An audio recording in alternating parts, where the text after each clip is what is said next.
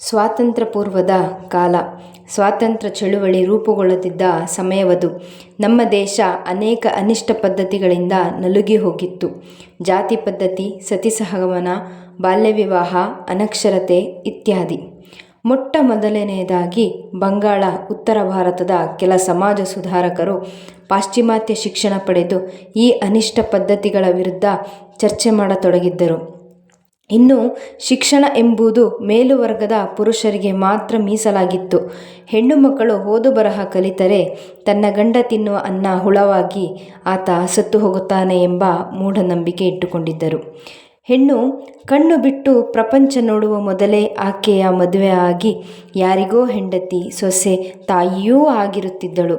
ಅವಳು ಹೆರುವ, ಹೊರುವ, ಪೊರೆಯುವ ವಸ್ತುವಾಗಿ ಬಿಟ್ಟಿದ್ದಳು.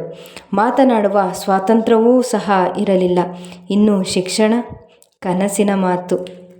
ಈ ಸಮಯದಲ್ಲಿ ಮಹಾರಾಷ್ಟ್ರದ ಸತಾರಾ ಜಿಲ್ಲೆಯ ನಾಯಂಗಾವ್ ಎಂಬ ಪುಟ್ಟ ಹಳ್ಳಿಯಲ್ಲಿ 1831 ಜನವರಿ 3ರಂದು ಹೆಣ್ಣು ಮಗುವಿನ ಜನನವಾಗುತ್ತದೆ. ಅವರೇ ಸಾವಿತ್ರಿಬಾಯಿ ಫುಲೆ. ಆಕೆಗೂ 9ನೇ ವಯಸ್ಸಿಗೆ ವಿವಾಹವಾಗಿತ್ತು. ಆದರೆ ಮದುವೆ ಆದವರ ಸಾಮಾನ್ಯನಾಗಿರಲಿಲ್ಲ. ಆತನ ಶಿಕ್ಷಣ ಪಡೆದು ಅರಿವಿನ ಸ್ಫೋಟಕ್ಕೆ ಒಳಗಾಗಿದ್ದ ವ್ಯಕ್ತಿ. ಅವರೇ ಜ್ಯೋತಿಬಾ ಫುಲೆ. ತನ್ನ ಹೆಂಡತಿಗೆ ಅಕ್ಷರ ಕಲಿಸಿ ಅವಳ ಮೊದಲ ಗುರುವಾದ. ನಂತರ ಅಸ್ಪೃಶ್ಯರಿಗೆ, ತಳಹದಿಯ ಸಮುದಾಯದವರಿಗೆ ಶಾಲೆ ತೆರೆಯುತ್ತಾರೆ. ಇದರ ಜೊತೆಗೆ ಸಮಾಜದಲ್ಲಿ ಗಂಡು ಮಕ್ಕಳಷ್ಟೇ ಹೆಣ್ಣಿಗೂ ಕಲಿಯುವ ಅವಶ್ಯಕತೆ ಇದೆ ಎಂದು ಅವರಿಗೆ ಅರಿವಾಗಿತ್ತು. ಹೆಣ್ಣು ಮಕ್ಕಳ ಶಾಲೆ ತೆರೆಯಬೇಕೆಂದು ಯೋಚಿಸಿದಾಗ ಶಿಕ್ಷಕಿಯರ ಕೊರತೆ ಉಂಟಾಗುತ್ತದೆ. ಆಗ ಸಾವಿತ್ರಿಬಾಯಿ ಅವರನ್ನು ಅಹಮದ್ನಗರದ ಫಾರ್ಮಲ್ ಸ್ಕೂಲ್ಗೆ ಶಿಕ್ಷಕ ತರಬೇತಿಗೆ ಕಳುಹಿಸುತ್ತಾರೆ.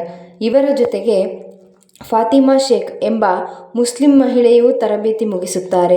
ಇದು ಹಿಂದೂ ಮುಸ್ಲಿಂ ಭಾವೈಕ್ಯತೆಯನ್ನು ಸೂಚಿಸುತ್ತದೆ.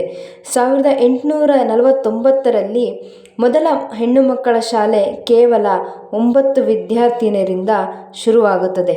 ಆರಂಭದ ದಿನಗಳಲ್ಲಿ ಸರಿಯಾದ ಕಟ್ಟಡದ ವ್ಯವಸ್ಥೆ ಇರದ ಕಾರಣ ಅನೇಕ ಬಾರಿ ಸ್ಥಳ ಬದಲಾವಣೆಯಾಗುತ್ತದೆ. 1852ರಲ್ಲಿ ಈ ಇಕ್ಕಟ್ಟಿನ ಪರಿಸ್ಥಿತಿಯಲ್ಲೂ 2ನೇ ಶಾಲೆ ಶುರುವಾಗುತ್ತದೆ. ಅನೇಕ ಸವಾಲುಗಳು, ಸಮಸ್ಯೆಗಳಿಗೆ ಸಾವಿತ್ರಿ ಎದುರಾದರೂ ಛಲ ಬಿಡದೆ ಆಕೆ ವಿದ್ಯಾದಾನದಲ್ಲಿ ನಿರತಳಾಗಿದ್ದಳು. ಎಷ್ಟರ ಮಟ್ಟಿಗೆ ಎಂದರೆ ಶಾಲೆಗೆ ಹೋಗುವಾಗ ಪುಸ್ತಕದ ಜೊತೆ ಒಂದು ಸೀರೆಯನ್ನೂ ತೆಗೆದುಕೊಂಡು ಹೋಗುತ್ತಿದ್ದಳು. ದಾರಿಯಲ್ಲಿ ಮೇಲುವರ್ಗದವರು, ಕಿಡಿಗೇಡಿಗಳು ಆಕೆಯ ಮೇಲೆ ಸಗಣಿ, ಕೆಸರು ಎರಚುತ್ತಿದ್ದರು. ಕಲ್ಲಿನಿಂದ, ಚಪ್ಪಲಿಯಿಂದ ಹೊಡೆಯುತ್ತಿದ್ದರು. ಆಕೆ ಶಾಲೆಗೆ ಬಂದು ಸೀರೆ ಬದಲಾಯಿಸಿ ತನ್ನ ಕೆಲಸ ಮಾಡುತ್ತಿದ್ದಳು. ಈ ದಂಪತಿಗಳಿಗೆ ಧರ್ಮ ವಿರೋಧಿಗಳು ಎಂಬ ಪಟ್ಟವನ್ನು ಕೊಟ್ಟರು. ಕೆಲವರು ಜೀವ ಬೆದರಿಕೆಗಳನ್ನೂ ಹಾಕಿದರು. ಇದರಿಂದ ಅವರು ಸಮಾಜದಿಂದ, ಸಂಬಂಧಗಳಿಂದ, ಮನೆಯಿಂದ ಹೊರದೂಡಲ್ಪಟ್ಟರು. ಯಾವುದಕ್ಕೂ ಎದೆಗುಂದದ ಇವರು ತಮ್ಮ ಗುರಿಯತ್ತ ಮುಖ ಮಾಡಿದರು. ಬರೀ ಶಿಕ್ಷಣದಲ್ಲಷ್ಟೇ ಅಲ್ಲದೆ ಅಸ್ಪೃಶ್ಯರ ಉದ್ಧಾರ, ಸತಿ ಪದ್ಧತಿಗೆ ತಡೆ, ಬಾಲ್ಯ ವಿವಾಹ ರದ್ದತಿ ಹೀಗೆ ಹಲವಾರು ಸಮಾಜ ಸುಧಾರಣೆಗಳಿಗೆ ಚಾಲನೆ ನೀಡಿದರು. ಈ ಎಲ್ಲ ಅನಿಷ್ಟ ಪದ್ಧತಿಗಳ ನಿರ್ಮೂಲನೆಯ ಅರಿವು ಜನರಲ್ಲಿ ಮೂಡಬೇಕೆಂದು 1873ರಲ್ಲಿ ಸತ್ಯಶೋಧಕ ಸಮಾಜವನ್ನು ಕಟ್ಟಿದರು. ಈ ಸಮಯದಲ್ಲಿ ಬಂದ ಮಹಾಮಾರಿ ಪ್ಲೇಗ್, ಈ ರೋಗದಲ್ಲಿ ಬಳಲುತ್ತಿರುವ ಎಷ್ಟೋ ಜನರಿಗೆ ಸೇವೆ ಮಾಡುತ್ತಾ ಸಾವಿತ್ರಿ ಕೂಡ ಇದೇ ಕಾಯಿಲೆಗೆ ತುತ್ತಾಗಿ ಇಹಲೋಕ ತ್ಯಜಿಸುತ್ತಾರೆ. ಈ ಊರ ಉಸಾಬರಿ ನಮಗ್ಯಾಕೆ ಅನ್ನೋರಿಗೆ ಸಾವಿತ್ರಿ ಉದಾಹರಣೆಯಾಗಿ ನಿಲ್ಲುತ್ತಾಳೆ. ಎಲ್ಲರಂತೆಯೂ ತಾನೂ ಅನುಭವಿಸಿ ಒಂದು ದಿನ ಹೋಗಬಹುದಿತ್ತು.